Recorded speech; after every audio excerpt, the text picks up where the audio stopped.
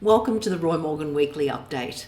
Last week was the much talked about Jobs and Skills Summit, a two-day gathering bringing together the government as well as key representatives from businesses, unions and the community from around the country, culminating in 36 concrete areas of action. The immediate reaction from Australians to the summit appears to be positive for the Albanese government, judging by the reaction of Roy Morgan's key weekly indicators. However, the real results will be judged by the outcomes seen in the Australian labour market, and the latest Roy Morgan unemployment data for August shows an increase in unemployment for a second month in a row. Turning now then to the key weekly indicators, ALP support is up 1.5 points to 53.5% on a two-party preferred basis, well ahead of the coalition on 46.5%. Importantly, there's been a big jump in the Roy Morgan government confidence rating, up 8 points to 111.5. The government confidence rating tracks whether people think the country's going in the right direction or the wrong direction. And now 47% of Australians say the country's going in the right direction. That's up 4 percentage points. Only 35.5% say the country's going in the wrong direction, a gap of 11.5 percentage points. And consumer confidence is also up slightly. The ANZ Roy Morgan Consumer Confidence Rating is now 86.1, up 1.1 points.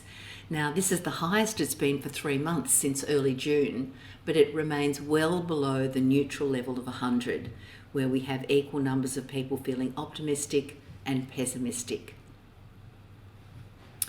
The Reserve Bank's current interest rate increasing cycle has clearly had a large impact on consumer confidence over the last 3 months since they began raising the official cash rate in May.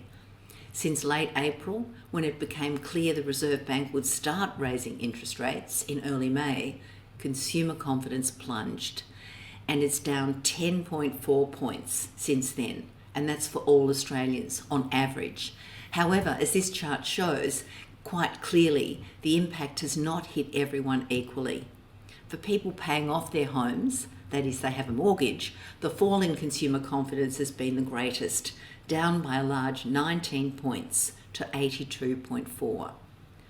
The fall in consumer confidence has also been steep for homeowners, with their consumer confidence down 12.5 points to 85.5. But there is an exception. Consumer confidence for Australia's renters is now higher than when the RBA started increasing interest rates. In fact, those renters are up 2.3 points to 92. Now, these results are from the weekend before the latest Reserve Bank decision on interest rates today. Inflation expectations were up slightly this week after falling for the last 2 weeks. You might recall every week Roy Morgan asks Australians what they expect inflation will be annually over the next 2 years. The latest data shows Australians expect inflation of 5.4%, up 0.1 percentage points on last week, and still near the lowest reading since late May, reached just a week ago. Last week's Jobs and Skills Summit has dominated media attention over the last week, and the government has clearly benefited from positive media attention.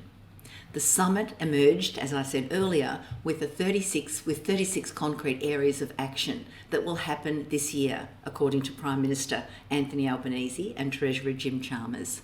The Prime Minister and Treasurer highlighted several of these, including $1 billion in extra funding for TAFE, increasing permanent migration to 195,000, amending the Fair Work Act to strengthen access for flexible work, and reforming Australia's workplace relations laws, including making bargaining accessible for all workers and businesses.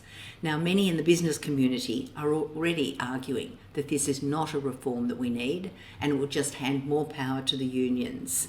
And finally, improving access to jobs and pathways for women, First Nations people, regional Australians, and culturally and linguistically diverse people. There are several more policy priorities highlighted as outcomes of the summit, but the real result will be judged by the outcomes seen in the Australian labour markets.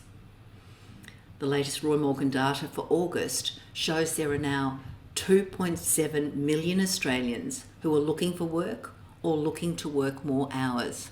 In other words, unemployed or underemployed. That's equal to 18.1% of the workforce. So 1.4 million of these are unemployed, and this represents a second straight monthly increase in unemployment as the latest wave of COVID-19 receded during July and August. The 4 waves of COVID-19 so far this year have had big impacts on the Australian labour markets by forcing businesses to take on more staff, including many part-time staff, while many employees are forced off work and to isolate at home or are simply unwell. In August, part-time employment hit a record high of over 4.8 million and drove overall employment to new highs as well. Now, high part-time employment generally means high underemployment, as many part-time employees would prefer to work more hours or full-time. The latest Roy Morgan results from August show this to be the case, with 1.3 million Australians now underemployed. That is, they have some work, but they'd like to be working more hours.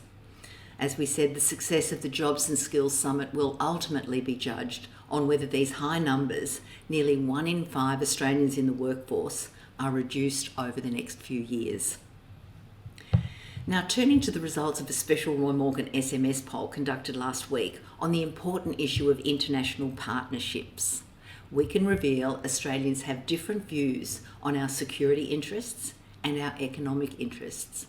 When asked which Australia would prefer to partner with economically, the European Union emerged as the preferred choice of 43% of Australians, ahead of the United States at 25% and the UK at 22%.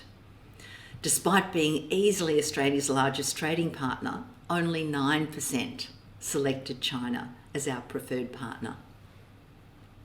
However, when asked about our preferred security partner, a clear majority of 61% of Australians selected the United States, almost 3 times as many as the second-placed European Union on 22%. These results show the clear divergence between how Australians regard our economic and security interests in a world which we all know is facing intense challenges on both fronts at the moment.